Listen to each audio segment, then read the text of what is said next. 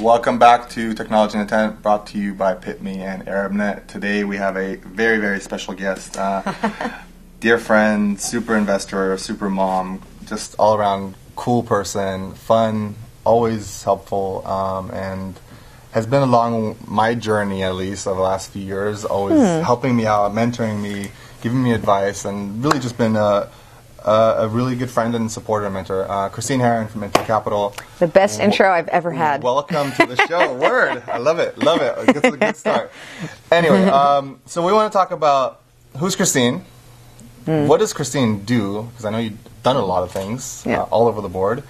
And just tell me a little bit, like, what's it like to be a mom, a VC, board member of all these companies? Like, what's your life like? I'm going to say that's a bunch of questions rolled into one. Yes. If we're talking about what's interesting and what do I like to do, I think the best story I have for that is when I was leaving an organization called Omidyar Network, which is Pierre Omidyar, the eBay founders investment group. And there's a combination of philanthropy and venture funding that comes through that group.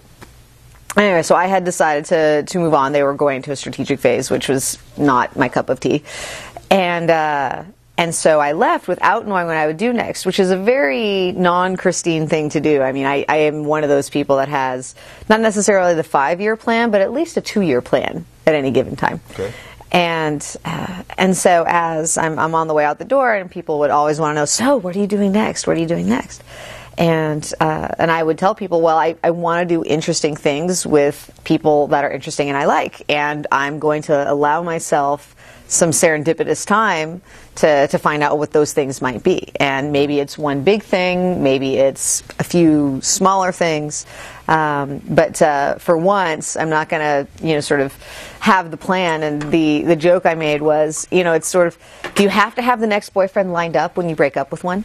Plan B or C? Yeah, like if you do you wait until you know who your next boyfriend is before you break up the bad relationship? And in theory, you're supposed to have that clean break in between where you think about who you are and what you want. It sounds pretty. Right? But, you're not supposed to necessarily have worked it all out and, know who you're moving on to. And so I decided it was time to do that professionally as well, where I didn't necessarily know what the next thing would be. How long was that break? So I spent about a year, and I spent probably a few months of that time with not much attachment, other than there were a few folks I knew at First Round Capital. I had worked with Rob Hayes at Omidyar, and he went on to be a partner at First Round. So I set up a loose, in-residence arrangement with them where I would work with some of their companies, do some work with them, bring deals in. Was it a resident entrepreneur in residence, or was it more just kind of help out? Yeah, we called it like a venture, what do we call it? A venture in residence or something like that, because there was no intent where I would go start a company they would fund, right? So, which is the more typical entrepreneur in residence or EIR arrangement. And I think that if you look around the industry now, there are many more arrangements like that. Because now people have, they have fellowships or they have venture partners. And venture partners meaning something a little different now than it did before. So I think that's a more common arrangement now. But at the time, well, we don't know what to call it. Let's just call you a venture advisor, whatever it was we did. And, you're basically going to do in residence ad hoc with us and bring us good ideas and, help us look at a few deals. And so through them, I was introduced to Get Satisfaction, to Lane and Thor and Amy, who are the founders there. And I ended up working with them about half-time during that year. So it was actually a really good time for me because I had, one thing that was an anchor, to my weeks where I was working with these folks I really liked and so forth. And then the rest of that time could be serendipitous time to just learn and see what people were doing and, what trends were happening that I thought would be interesting to get involved with. One of them clearly what was going on with seed funding and going to First Round at a really interesting time when there weren't a lot of seed companies. And I think if you sort of take a snapshot then and compare it to a snapshot now of how do VCs engage with community? What kind of platforms do investors try to build so there's structured value besides, a personal partner network? I think there's a lot of change in how people approach that now for differentiation, as well as just, what's your engagement style? I think there's a lot of change now that was driven by, some of the work that was happening, certainly by First Round and a couple other firms, back then. I call them boutique firms. Yeah. Right, like David Bloomberg was a guest, and he's been around for 20, 30 years, and we were talking about the changes. But so what's interesting is to me, so you're at first round, and Mint. Name some of the companies that you're involved with. Yeah, right before I was going to go for it, too. Oh, please. No, because then you have the food in the mouth, and no one wants to see the inside of my mouth. They want to see the outside. I want to see the outside. When I'm going to talk a little bit longer so you can have one. Yeah, just one. Just one. I'm going to get there for one. So I know Herron, so you're board advisor to Herron, but name some of the companies that you were involved with at first round. And specifically what I want to know is, how are things different now versus then, being at Intel, because you did make the move to Intel, so obviously a mega fund. Oh, that's really good. Right, yeah. I hate Mommy you. Diet is not, I know. What are you not doing? in effect right now. I'm at Mommy Diet. So yeah, tell me what is the experience, the difference? Because I think people don't realize how different it is when it's you, Rob, and a couple guys at first round, versus now I'm at this multi-billion-dollar fund with obviously billions in sales and corporate profit. Right. But Intel obviously is a powerhouse. So tell me a little bit about the difference between the two experiences that you've gone through with different funds. And it's interesting because the differences are definitely not what you would expect. So at if you're just going to do a on paper, what are the differences, right? So First Round Capital is a very traditionally structured fund. It is a smaller one focused on early stage investing. But the structure is fairly, straightforward, where it's a partnership, and you've got, some partners on the West Coast, some on the East Coast. They focus on primarily U.S. investing, average first check of $500,000.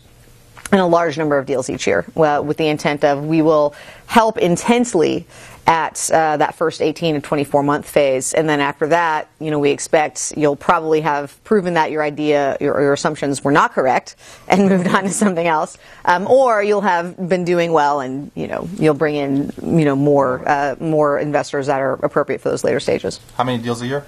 It's changed since I left. When I was there, it was around 25 deals a year. Okay, so I think they're more now. I think it's more like 35 to 40 now. Okay, for a fund of that size to do 25 deals, how many deals are you looking at?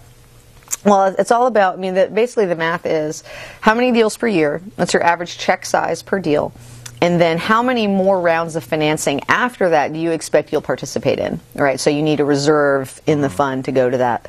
And so at that stage, for example, it would make good sense for every dollar you invest in a first check to a company, you'd probably want $2 or $3 more dollars sitting behind it. Okay. Right, because they're going to have more rounds of funding. Sure. If you're a later stage investor, you might keep a very small amount of reserve for follow-on investing, just because you don't think there'll be much after you. But does Intel do first checks? We do. You do? Okay, that's new, because I remember, or not. So when I say first check, I mean the first check that the institution writes to that particular entity. It's not necessarily the first money that entity has raised. So I think that's first round on paper, sort of very broad strokes. And then Intel in very broad strokes is not a traditional fund structure, but rather we invest directly off of Intel's balance sheet. So Intel is the investor, not a separate fund, which has other implications I can talk about. But anyway, and then inside that umbrella of Intel Capital, there are a dozen different teams that almost act like independent funds that are just very open with each other, and are sort of generally aligned on sort of the broad strategy, and then everyone's kind of got their different mandates, right? So, for example, there are half a dozen teams who are based outside of the U.S. There's someone like me in 20 different countries, literally. I think it's 21 countries now. And they are very focused on, total addressable market for Intel in those regions and expanding that, which will mean, mobility in Africa and e-commerce in the Ukraine, and, it means different things in different areas. Well, I don't know if you know this, but so Intel, I think, is behind an incubator or a program in Lebanon, which is very tech. There's some relationship, and Farouz, I know he's a friend in Dubai who's left now, but Intel is actually one of the bigger funds that's active in the Middle East and doing stuff, and that's really cool. Very tech. And that's true. I think that's true in other regions as well. Yeah, I think because what ends up happening is, if you look at the dollars we invest each year, we don't, since we don't have a fund, it's not like we can say, oh, we're a $100 million fund or a $500 million, that's not appropriate. But if you look at our investment pace, we are writing $300 to $500 million worth of checks per year. Wow. And if you look at how much of that is going to new investing, and you sort of do some rough math on, well, so a fund who was writing that much in new checks each year is probably what size, right? So if you do the math that way, we kind of look like $1.5 billion fund. Huh. So my question, I guess, what it really narrows down is the viewpoint that you have and that decision-making process. How much different is it between? It's interesting. It's very similar in some ways and very different in others. So, and the ways it's different, I think, would be surprising. I know I was surprised. Yeah. So when you're in a traditional partnership, typically everyone around the table is also looking at deals, also bringing deals into the partner meeting, and you have the firm overall will only do so many deals per year. So there's a certain amount of survival of the fittest in that room, some of which has to do with the strength of the deal, some of which, frankly, just has to do with the partnership dynamic. And there's a certain amount of politics that goes into that, as you might imagine. You also sometimes have equal partnerships where every person in the room owns the same percentage of the partnership, which means they are more likely to have an equal voice in that room. But more often than not, you have unequal partnerships where there's the senior guy who's been there, 20 years, and you've got the new junior partner who joined this year, and their percentage ownerships is probably 20x, if not 30x, right? And so those votes do count a bit differently. And sometimes you'll have a firm where there's one voice in the room, like the guy who started the firm. And I don't think anyone would argue with the fact, like, for example, Josh at First Round, certainly early on, his was a very loud voice. And over time, as they bring more partners in, that gets distributed. But that happens in most firms. You have a founder. You don't necessarily have, like, a cohort. Exactly. So you have a couple of things that go with partnership dynamics, and since we don't have a partnership, it's interestingly ownership on deals is more siloed. So I don't go for approval to a group of people where I might have turned someone's deal down. So no one approving my deals could ever be angry with me for turning down theirs. Okay. Right, so so you skip some of the horse trading, and some of the politics go away. The other thing that's a little bit different is everyone is treated equally as far as ownership in the success of our companies. That's cool. So from an economic point of view, my incentive is not any different, from someone else's incentive. Now, we might have different deals we worked on, and that's the other big difference. I think a traditional fund, everyone has the same pool of deals that they benefit or don't benefit from. In a corporate, you might only be attached to some deals. So I'm not going to be attached to a manufacturing deal in Belgium. That's going to have nothing to do with me. It's not going to. What is? Yeah, exactly. Yeah, I'm just making things up. We have our international deals, manufacturing, not my area. But so do you have a specific focus? Yeah, so that you look at? Yeah, so like I said, we've got those international teams. We have half a dozen teams that are more sector focused, and primarily those sector teams work with one or two business units each. And the idea is build out the ecosystem that you want to be thriving for those products and for that strategy. Early. Or ideally, it's primarily mid-stage. Formally we're stage agnostic, but what stage we do varies not only based on what sector it is, but what geographic region it is. Which is why I try to tell people it's very different. Like Western Europe, you might see more late stage, you might see more enterprise deals. You go to Africa, it's all going to be mobile. It's probably going to be early stage deals. So you see some different flavors. Here in the U.S., you have those sector folks, and they are truly multi-stage. So it goes from, I think the smallest checks the other teams have written has been sort of $500K. The biggest ones, you're getting up to the tens of millions. Our team does not have, the consumer internet team, we do not have a specific group we work with, but rather what's the stuff we don't know about yet? Right? What's coming that's innovative, that's disruptive, that's changing how people engage with technology that we should have an early eyes and ears on. And so I actually have a couple of deals I'm working on now, which I'd love to talk about, and I can't just because, they're newest, and so they're shiniest. No problem. So for example, one of my companies is Jelly, and what they do is they both crowdsource what's going to play next on a terrestrial broadcast radio over, FM airwaves. Sure. And they also use that same infrastructure to run ads in real time and optimize advertising in real time, like you get online, which right now radio certainly can't do, but U.S. radio alone is, $12 billion, right? So that's a lot of ad money. Quick question. I just had a thought.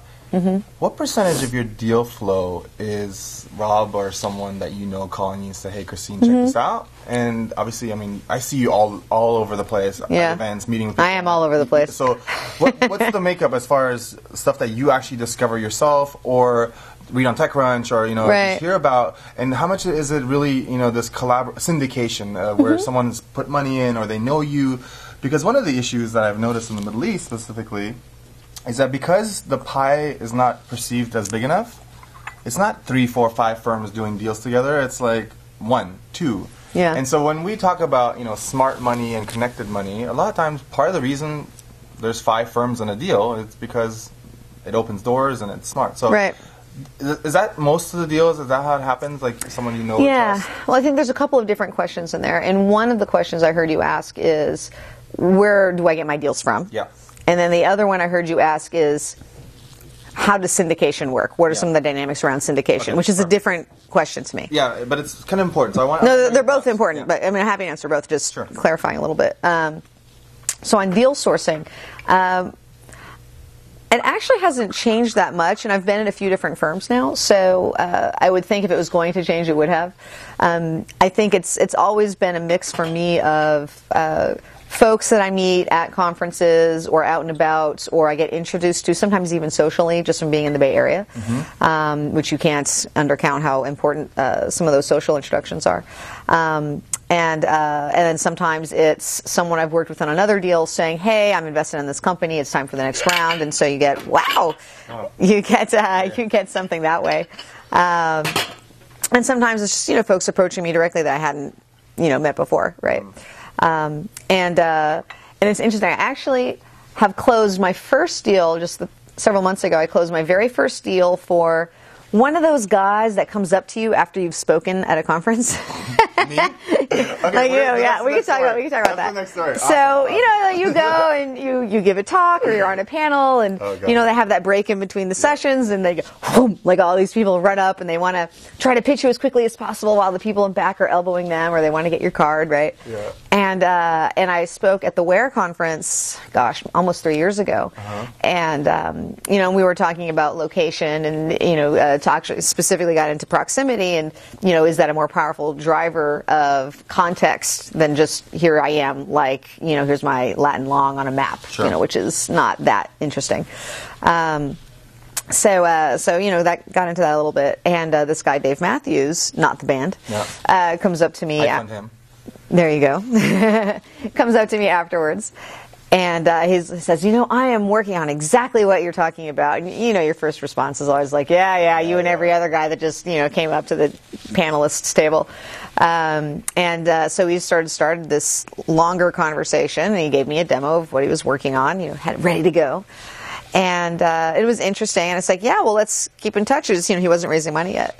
So that's the trick. Yeah. I'm not raising it's not necessarily either way. Some people have different reactions. But anyway, I did not have I don't always have the "you're raising money now, therefore you're bad" reaction. Yeah. You're clearly better looking and a better investment if you're not raising money now.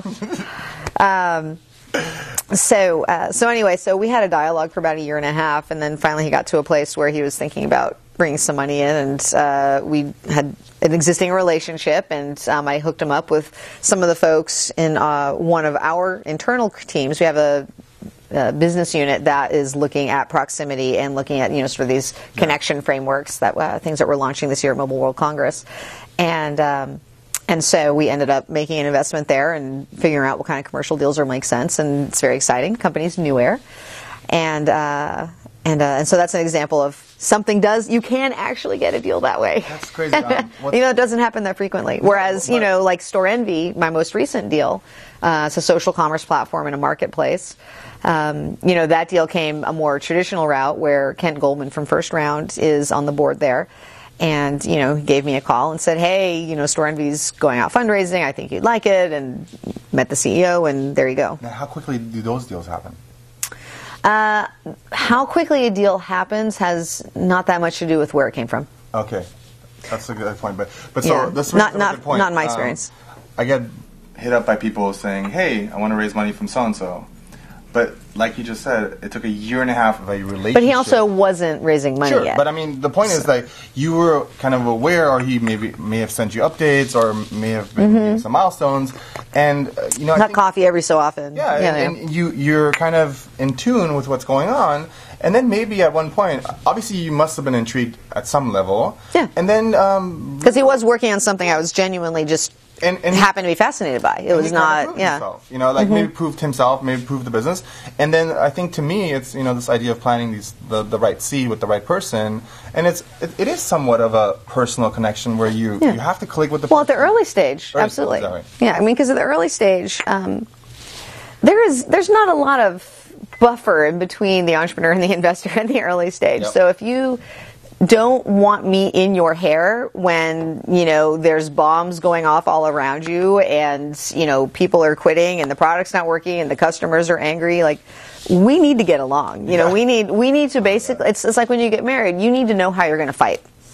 Right, you need to know, like, are we going to argue? Do you have that sheet, How to Fair Fight? Yeah, the fair. No, I don't. We have that in our fridge. Do you? Oh my gosh. So I think maybe that's something that you need to give to the PITME entrepreneurs. Right? So how do you work through a tough issue? And and some of that can be structural. You can get a term sheet and get very detailed in your equities financing documents about it. In this scenario, this is how the voting will work, and I'm protected against this, and you're protected against that. Yeah. And you can do that, but realistically, you need to just have the chemistry that's going to get you through those times. And I know, so for me, at an early stage, I'm looking for three things. I'm looking for who's the team, what's the product they're building, and how are they going to get customers in, and what's their customer acquisition plan, which is a little different from what's the market size, or is the space, trendy right now, or things like that. Because I think that if you have those three and you're really excited about those three, the rest can flow out, because a good team with a good first product and they know they can get 1 million users on it, they're probably going to figure out how that evolves into a big market. Yeah. But not always, but typically those guys are going to do a better job than the ones who come in with the great big business plan full of market research from, Gartner and so forth, that says something's big, but I have no conviction whatsoever that you're going to get a piece. Okay, that brings up a really good point. So I talked to a company the other day, and really bright entrepreneur, and I think she's going to do really well. And I asked her, like, what are you trying to do? And she's like, I'm raising a couple million. I'm like, why so much? So she got 200,000-300,000 seed in the Middle East, right? And she's like, oh, well, customer acquisition is going to be really expensive. Yeah, I don't like that answer whatsoever. I can tell you right now. No one's going to like that answer. No one is going to invest. Listen, you heard it here. If you're raising money... No one. ABC, the second you say customer acquisition is going to cost anything, right? And to improve the model, the deal is dead, right? So, these are things that the entrepreneurs there don't understand, and we want to tell them, you have to figure out how to transfer the burden of distribution or customer acquisition with as little money as humanly possible. Yeah. That's the trick, And you have to do it. You don't necessarily have to have built an enormous business with, you're going to eventually pay to acquire customers. Yeah. That's what happens. But there needs to be enough sort of inherent demand in your market where it's pretty easy to get that first set. Sure. Right. And if you have to go out and do a ton of education, if you've got to go, pay Tapjoy, whatever that is, just to get a first wave of users, that's not a great sign. It's not a good sign. And it's interesting. I had someone, this came up as a point on the funding panel at the Music Tech conference. Right, last week. Or was it this week? It's been a long week. Oh my God. Seriously? Yeah. This is the week I've had. God. So anyway, one of these questions came up about, funding and, what did you need to have done, what kind of traction? I was like, look, you need to have someone on the team that can sell it and someone that can build it. And you probably need to have something built. Someone who comes in and they've got a great idea and it's a good market, but they haven't built it yet, and they don't know how they're going to, like, that's just never going to happen. But not in today's environment. In today's environment, building out a technical product, unless you're building, solar batteries or something where you have real physical costs, building that first product should be very capital efficient. It should be something you can do off of sweat and a few drops to buy server time. Exactly.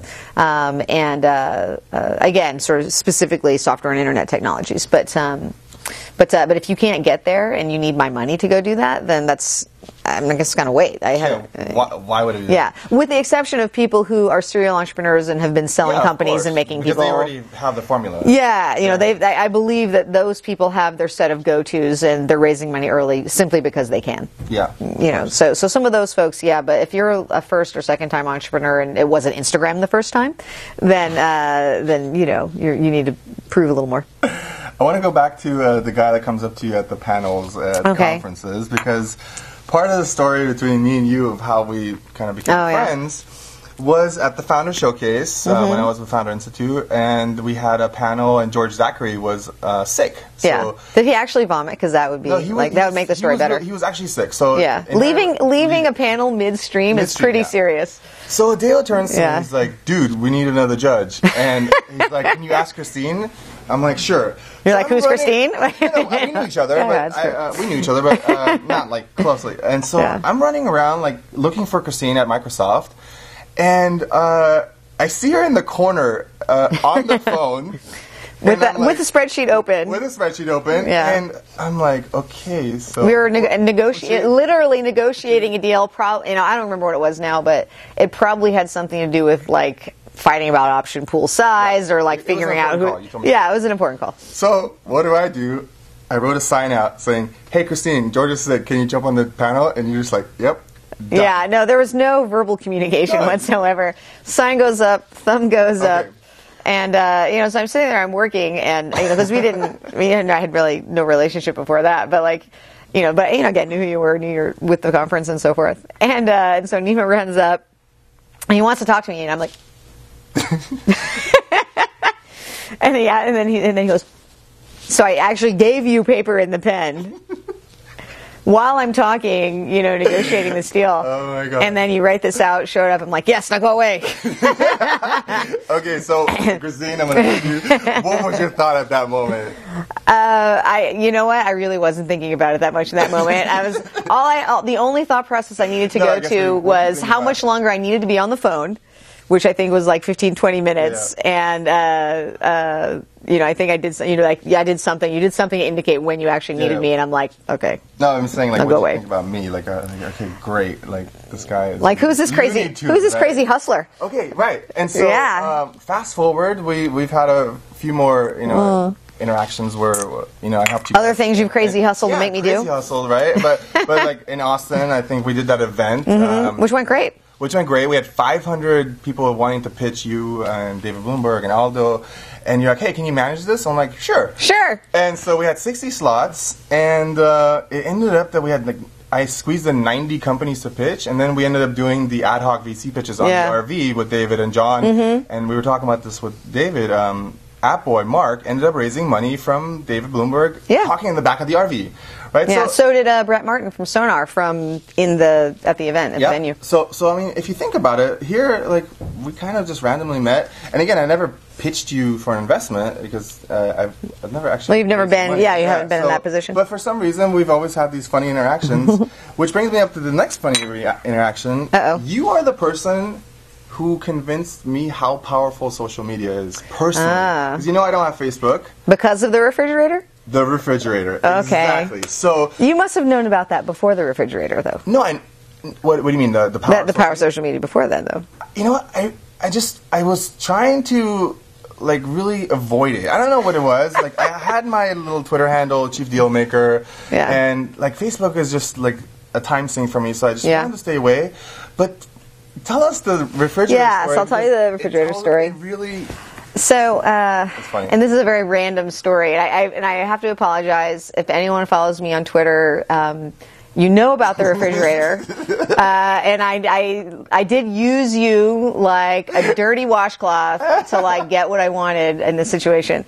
So anyway, so gosh, it's almost a year ago. So almost a year ago, and I remember the timeline is actually a little upsetting to me if I think about it too closely, but I'll throw it out. So I think last April, I have been deeply, deeply excited about an enormous refrigerator for a long time. I do the big dinners, and I never have enough room, and so, you know, when I would see a 48-inch wide counter depth, just the love light would go on in my eyes, but they're so expensive, you know, like they're ridiculously expensive. It's like I have a car that's worth less than these, right? I have a Miata, like my old car is worth like, I think $3,000, so it's actually worth less than these refrigerators.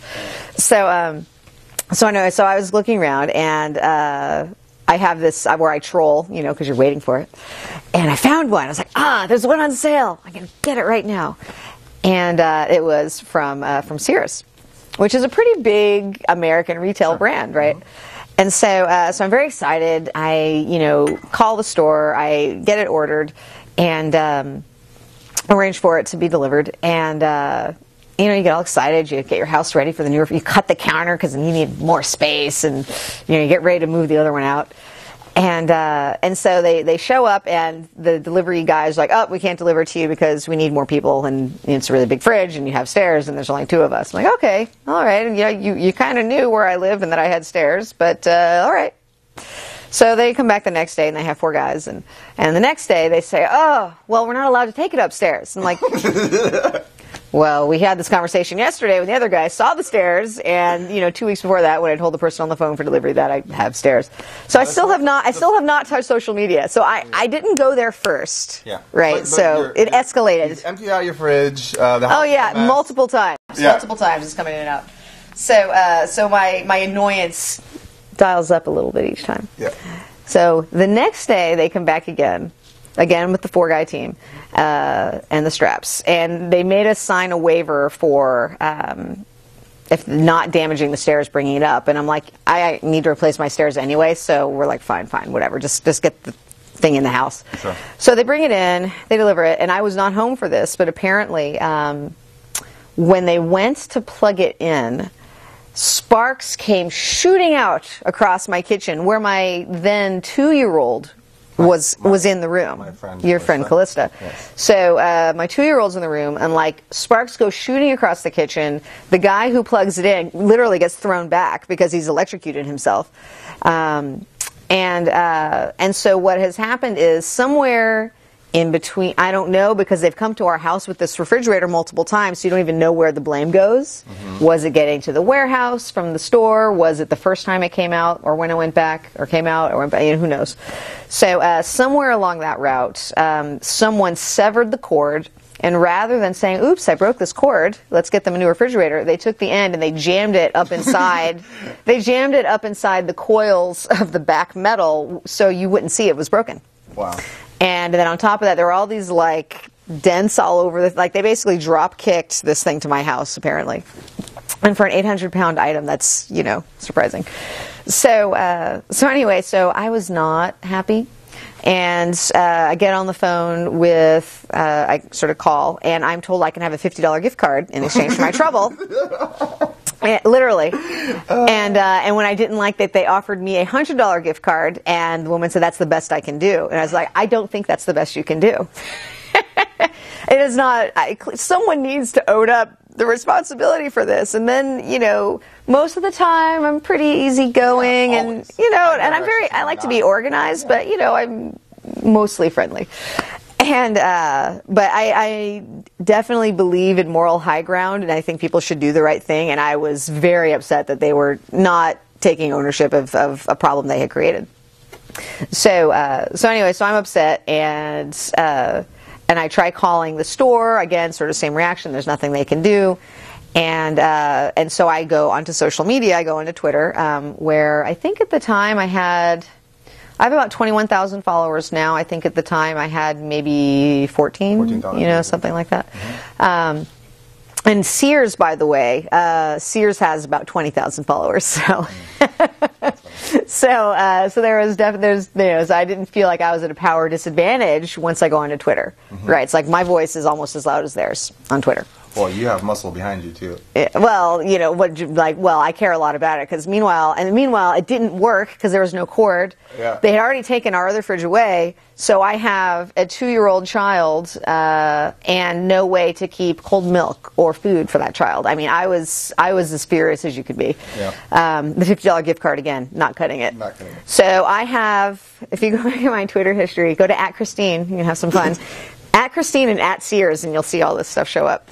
And I'm just details. Like I pounded out, I think the first day, I think like 10 or 12 tweets about, was told this, lighting my kitchen on fire, electrocuting people. I mean, I literally almost pissed my pants when you told this story. Yeah, so I put out 10 or 12 tweets, and within like an hour, I had a response from Sears Cares @Sears Cares, and they were. Christine, very sorry, please DM us your contact info and, address as quickly as you can.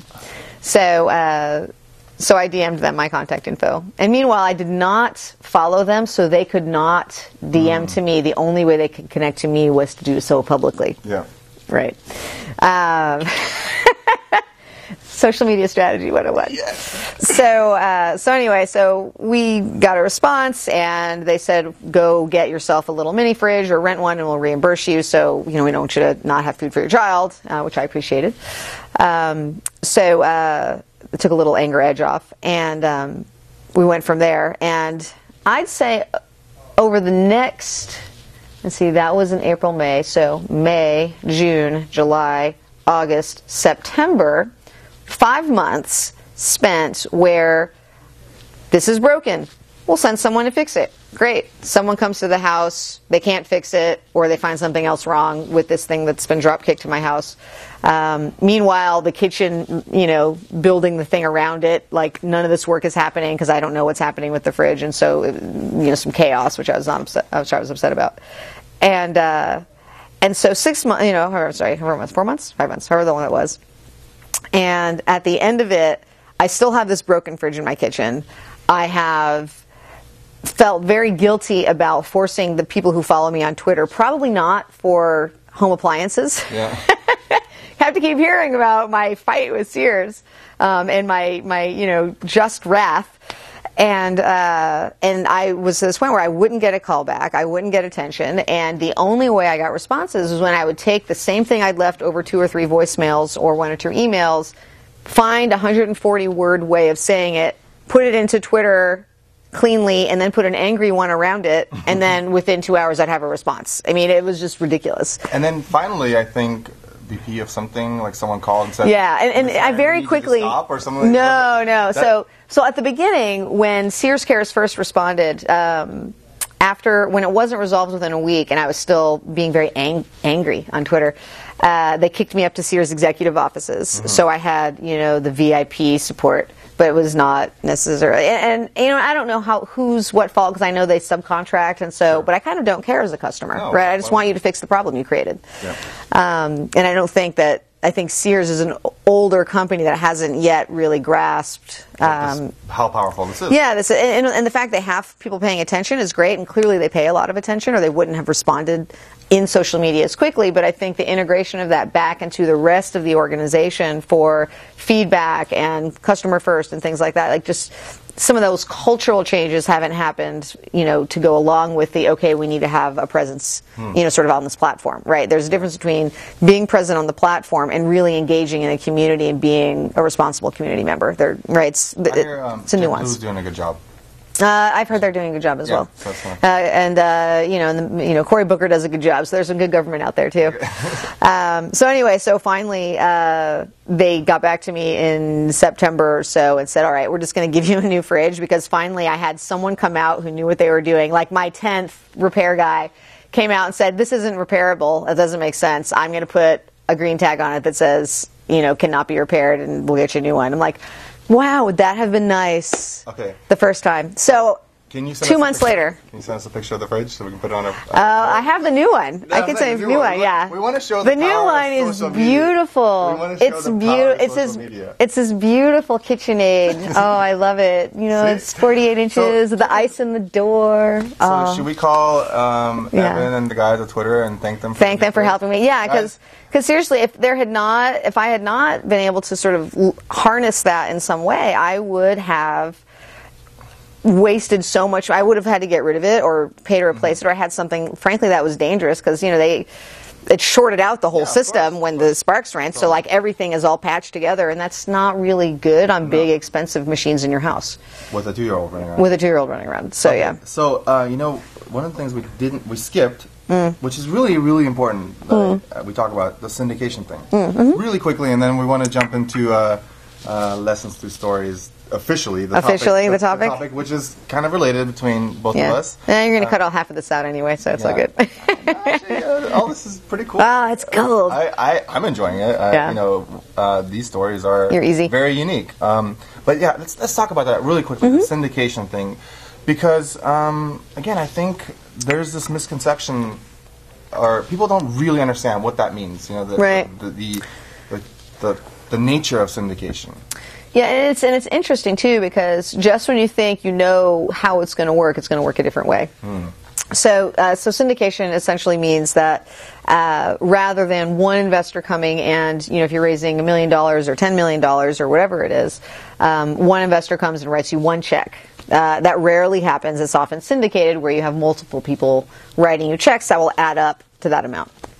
So when a deal is syndicated, at the angel level, it's very informal. You just go out one-on-one and people write you personal checks and you're done. But if you have a lead investor who actually says, here's a term sheet where I'm going to price, you know, either capping a note and I'm going to set that cap, or I'm going to price the equity in your company. When you have that lead investor who does that, it often gets syndicated around it. And so one of the reasons you would want to syndicate would be to have, you know, multiple hands making light of work, right? So it's nice to have multiple hands helping you. It's good to have multiple networks that you can leverage for your business, or multiple sets of expertise. Now, one of the challenges is when you syndicate, the people who are involved need to have enough money at risk for it to be worth their time. So if someone normally writes $5 million checks, but they like you, and they, someone else is going to write $4 million and you've got $1 million left over, so I'll put in half of that, I'll give you $500K. That $500K might not be enough for them, you know, professionally. It would not be a good priority for them, not a good use of their time. They should be putting their time into the companies where they put $5 million. So you won't get the same kind of access or leverage. Now, caveat, if you have a close personal relationship, you don't need to worry about that. You'll get it anyway. Totally. Back to having the good personal relationships. But so let me ask you a question.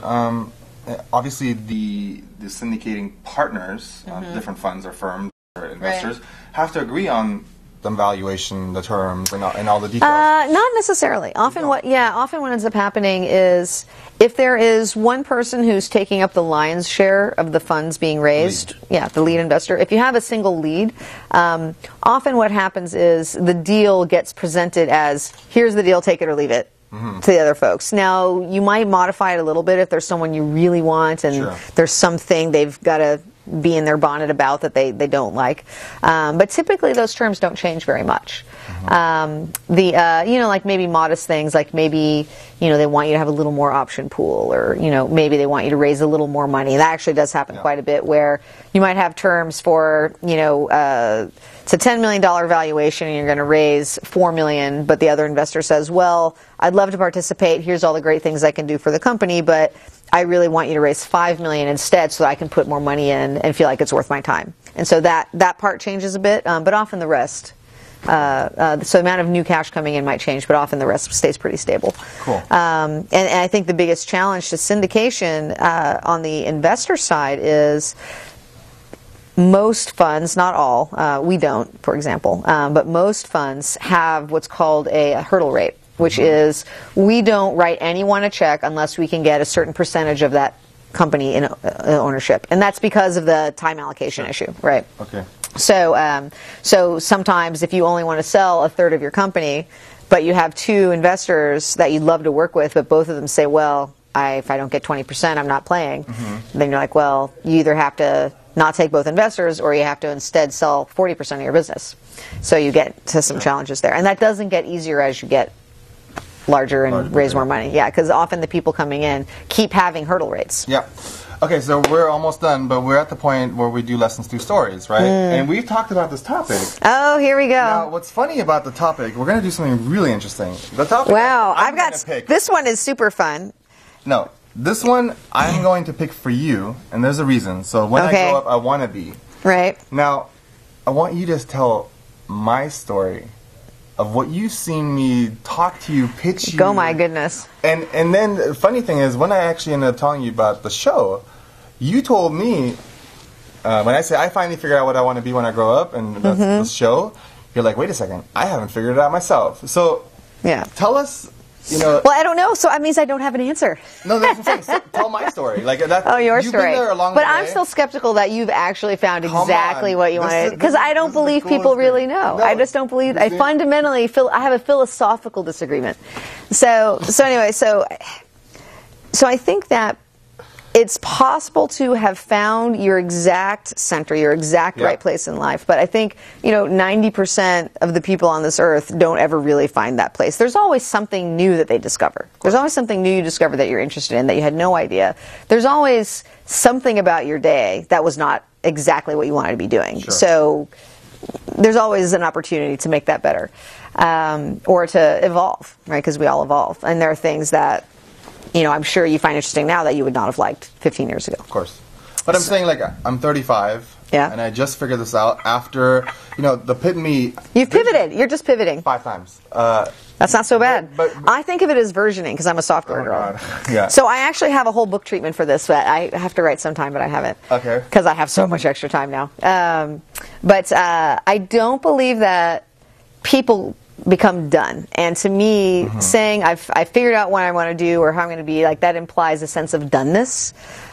Whereas I think what it's more like is versioning or iteration. And so, so I think that in my experience getting to know you, I've seen, I think, 3 or 4 versions, right? I've seen the version where you were part of Founders Institute, and you were getting to know startups, and you were really excited about reaching out with these innovative people that were creative and motivated to build things, and as part of that, you were helping to build the institute as well, right? So, and I think that's one of the interesting things about a lot of venture fund guys, right? Like they want to build something and they like to work with builders.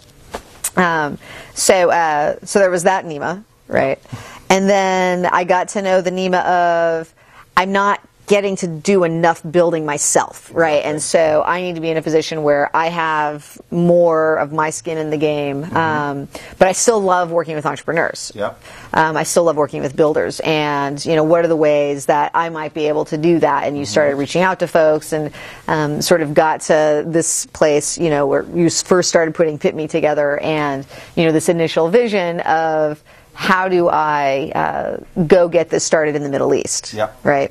And so you sort of did this pivot from working in established environments and, building something new to, okay, I'm going to build something new, and it's not going to be an established environment, and it's going to be a very different type of entrepreneur. But, some of those basic themes of what you liked about those experiences didn't really change, right? So there's a little pivot in there. Cool. Next version. You made it better. You added some functionality. And then you went out, sort of looked at that landscape and what was the investment, because before it was specifically investing. And you said, okay, well, what's the investing opportunity? And, that's a whole different business to get into where you're going out and you're fundraising yourself because you need limited partners. And then you've got to set up the infrastructure to manage a portfolio where, you've placed those bets and, every 3 or 4 years you have to go out and raise more money. I mean, it's a different business to be in.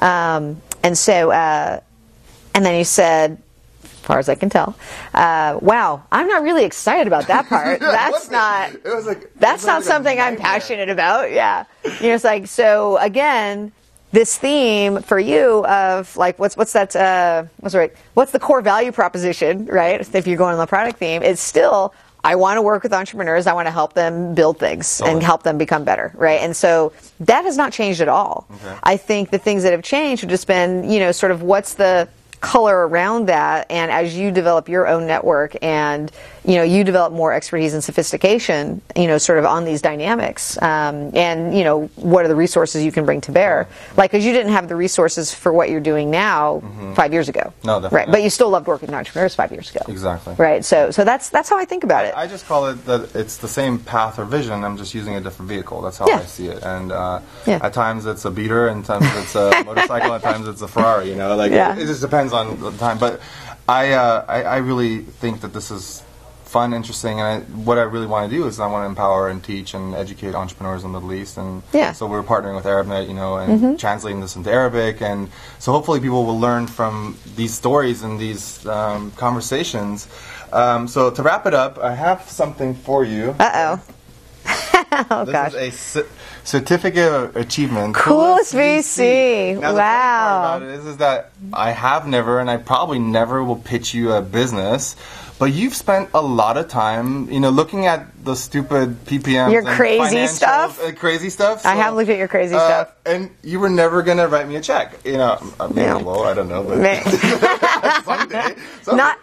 I'm not anticipating it yet, but you know, you never say never. Okay, and then so usually we give our guests PITME T-shirts, but since you were there, I do already have one. You have one, so 2.0 gift. Oh, the 2.0 is you are officially the first PITME person, sneakers. Other than how did you make PITME sneakers? That's freaking Gemma awesome. from Design Like Whoa surprised me. She makes our T-shirts, and she made these. And I saw you wear Converse the last time we met. Oh, how funny! You would actually wear these. So I would actually wear these. So I hope this is great. I'll give you some marketing. And then finally, Mommy Diet is not going to love this. No. Say hello to Shannon. Shannon joined my diet. Oh, Shannon, Mommy Diet is on timeout. And send Callista my love, and I will.